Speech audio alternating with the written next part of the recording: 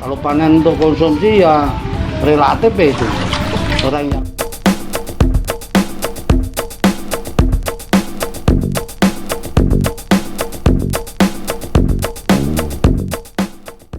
modal 150.000 kira-kira dapat bibit ikan apa ya?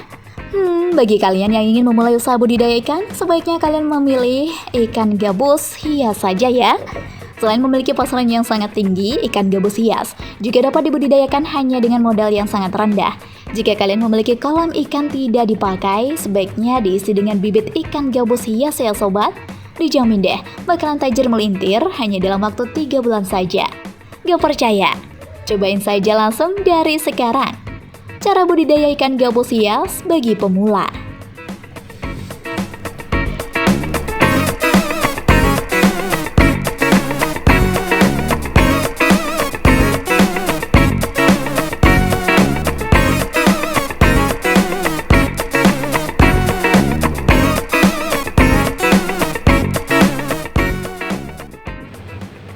Dikonsumsi sekaligus ikan hias.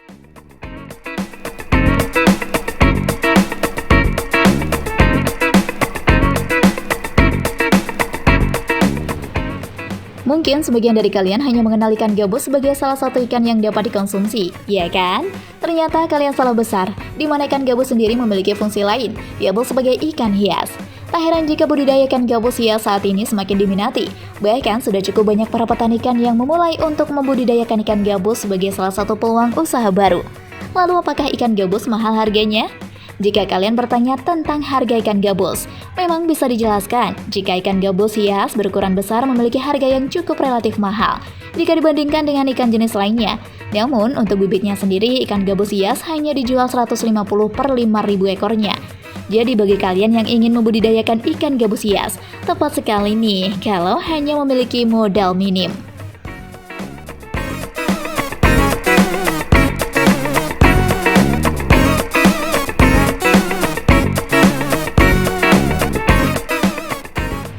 Sisi baik dan buruknya ikan gabus yang belum diketahui.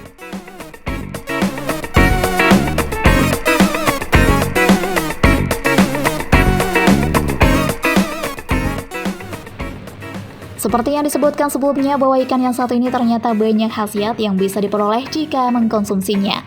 Salah satunya yaitu bisa membantu dalam penyembuhan penyakit. Di daerah Malaysia, ikan gabus hias dipercaya dapat mengobati luka karena terdapat kandungan asam amino esensial dan asam lemak, memulihkan cedera, baik untuk kesehatan otot karena di dalamnya terdiri dari asupan protein yang tinggi, memelihara keseimbangan cairan tubuh, kandungan albumin juga tersedia dalam ikan gabus. Jika orang mengalami kekurangan albumin, maka akan berakibat gangguan pada organ hati, menjaga metabolisme pencernaan. Itulah sekilas tentang kelebihan yang dimiliki oleh ikan gabus hias. Meskipun memiliki keunggulan yang demikian, banyak ternyata masih tak sedikit orang yang enggan untuk mengkonsumsi ikan tersebut, lantaran dengan alasan dagingnya yang memiliki rasa sedikit asam dan baunya yang sangat amis.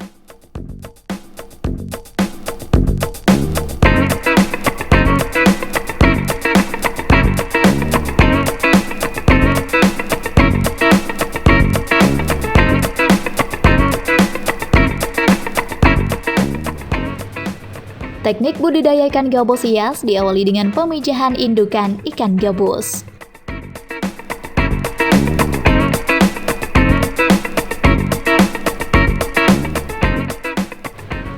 Pastikan dulu, kalian tahu nggak sih tujuan pemijahan pada ikan itu apa?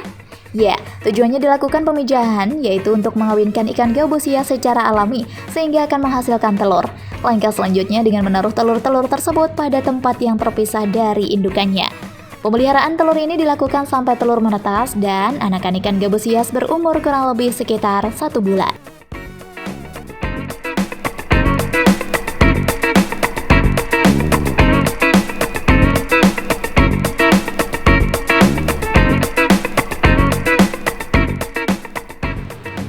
Tahapan pembuatan kolam pemeliharaan untuk ikan.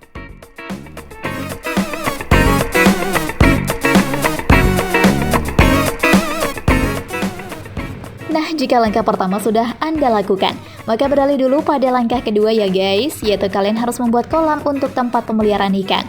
Para pembudidaya ikan memang saat ini tidak ingin dibuat ruwet. Alhasil, banyak yang mencari alternatif mudah untuk memulai usahanya itu. Salah satu cara cepat dan mudah jika Anda memiliki keinginan untuk budidaya ikan gabus.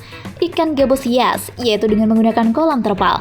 Sesuai dengan judulnya nih guys, kolam terpal ini dibuat di atas permukaan tanah.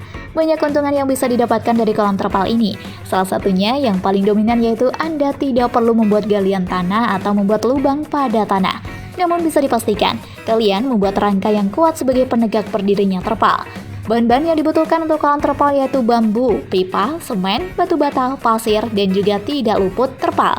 Awalnya kalian buat denahnya terlebih dahulu, yaitu biasanya berukuran 2x3x1 meter atau 4x5x1 meter. Kemudian dilanjutkan dengan ukuran yang diinginkan. Buat juga saluran masuk keluarnya air. Setelah itu, kolam dalam kondisi kering baru deh Anda bisa lapisinya dengan terpal.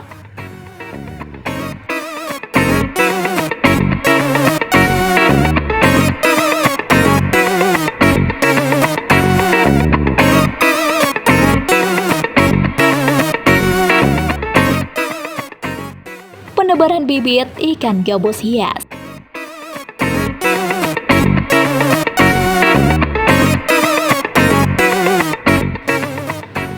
Tahapan setelah pembuatan kolam selesai, makan.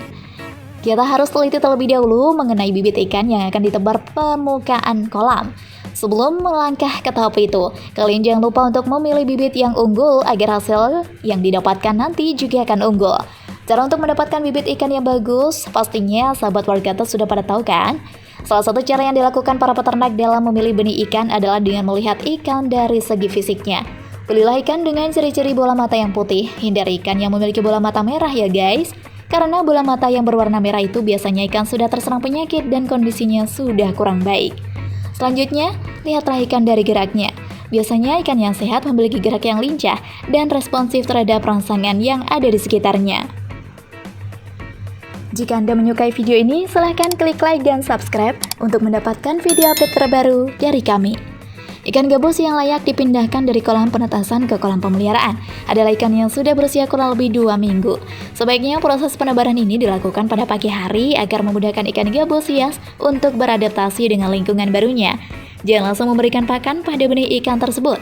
Sebaiknya benih itu dibiarkan berpuasa selama 2 hari agar proses beradaptasi lebih optimal. Apakah hal ini tidak mengakibatkan ikan mati? Tentu saja tidak ya sobat, karena di dalam kolam terpal tersebut sudah tersedia plankton yang bisa digunakan ikan untuk konsumsinya. Jika sudah 2 hari berpuasa, kalian bisa memberikan tepung pelet sebanyak 2 kg per kolam.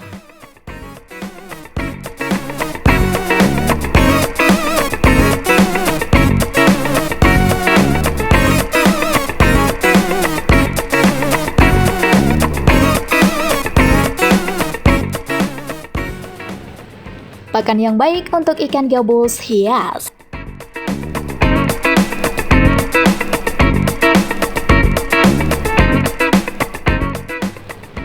Perlu kalian ketahui bahwa ikan gabus adalah termasuk dalam hewan karnivora atau kanibal.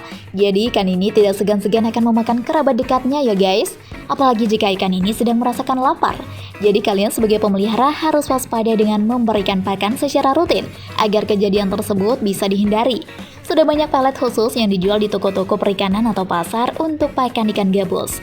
Atau kalian juga bisa membuat sendiri pakan ikan dengan campuran ikan teri, bekatul, ampas tahu, dan jagung yang digiling lalu dikeringkan ya. Untuk pakan tambahan kalian bisa menggunakan ikan teri, rayap, kroto, dan sisa sampah dapur.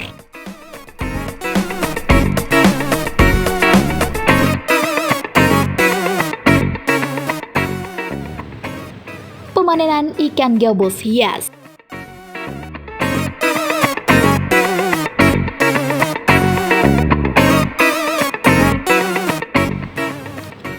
Sudah sampai pada tahapan uang nih, yaitu panen. Ikan gabus hias memang bisa dibilang cukup mahal di pasaran. Masih tak banyak peminatnya karena masyarakat sekitar masih bersifat awam akan khasiat yang dimiliki ikan tersebut. Oleh sebab itu, proses pemanenan biasanya dilakukan secara bertahap sesuai dengan permintaan pasar. Kalian juga tidak perlu khawatir karena ikan yang satu ini memiliki daya tahan yang sangat tinggi. Kalian tertarik untuk budidaya ikan gabus hias? Jika iya, ayo jangan ditunda-tunda lagi ya sahabat, agar kalian bisa jadi orang yang sukses.